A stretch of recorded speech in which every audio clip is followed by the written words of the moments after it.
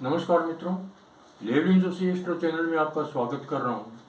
आज एक छोटी सी सूक्ष्म बात आपको बता रहा हूँ और बड़ी इम्पोर्टेंट भी है। अगर आपको मुहूर्त देखना नहीं भी आता है तो उस परिस्थिति के अंदर आप क्या करें। यहाँ पर दो बात समझ में नहीं है कि आपकी नासिका के दो छिद्र होते हैं। लेफ्ट छिद्र होता है एक होता है राइट छिद्र। लेफ्ट छिद्र से जब श्वास चलती है तब उसे चंद्र स्वर बोलते हैं। राइट नोस्ट्रिल या राइट नासिका से चलती है उसे सूर्य स्वर बोलते हैं। तो जिस समय आपका सूर्य स्वर चलेगा, सूर्य स्वर चलता है, ये जो स्वर हैं ये दिन में इनकी आवृत्तियाँ होती रहती है। हर डेढ़ घंटे के बाद में अप्रोक्सीमेट टाइम इनका है, कभी 1 घंटे के बाद में इनकी आवृत्तियाँ होती हैं। कभी चंद्र स्वर चलता है, कभी सूर्य स्वर चलता है। व्यक्ति की प्रकृति कैसी है उसके ऊपर भी निर्भर करता है। तो जिस समय आपका चंद्र स्वर चलता है यानी बाईनासिका से स्वर चलता है, उस समय आपको क्या करना है, इस पे आप विचार करो। नंबर 1 बात, अगर आपको दक्षिण पश्चिम दिशा की यात्रा करनी है या दक्षिण पश्चिम दिशा में जाना है तो आप अपना जो बायां पाँव है उसको घर से बाहर पहले निकालिए और यात्रा के लिए बेझिझक होकर जाइए। आपको कोई मुहूर्त पूछने की आवश्यकता नहीं है।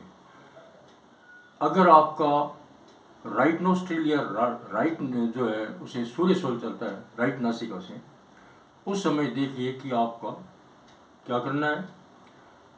राइट पैर बाहर निकाल करके जाना है।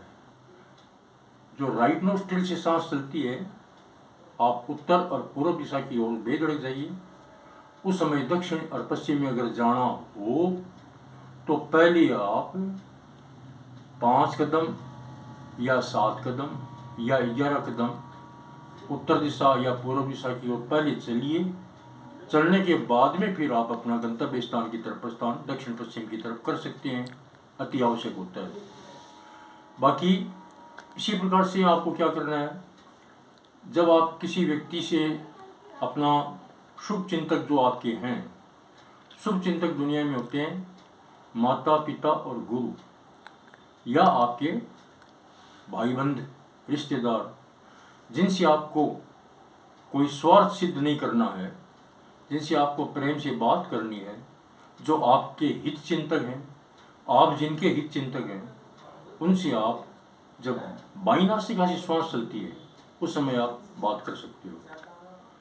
और जिस समय राइट नासिका से श्वास चलती है उस समय आप उन व्यक्तियों से बात करिए जिनसे आपको लेन देन करना है, ट्रांजैक्शन करना है, व्यापार आदि कार्य करने हैं और चर कार्य करने हैं।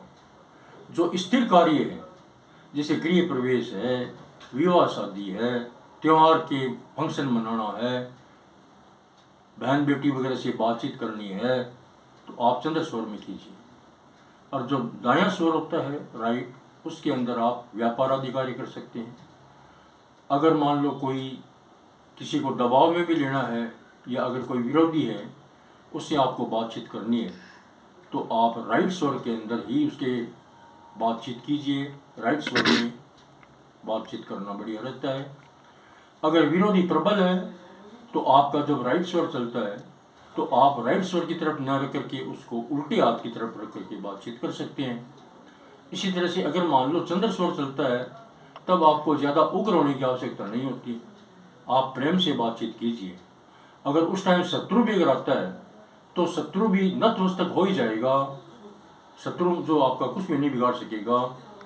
लेकिन सूर्य स्वर जब चलता है तब आपको युद्ध के लिए प्रस्थान करना ही पड़ेगा, आपको मुकाबला करना ही पड़ेगा, क्योंकि सूर्य स्वर जो होता है ये युद्ध का स्वर होता है। सूर्य स्वर जो होता है संसार का स्वर है, व्यापार आदि का स्वर है, विरोधी को वश में करने का स्वर है। चंद्र स्वर गुरु से मिलने का स्वर है और अपने घर के रिश्तेदारों से बातचीत करने का है।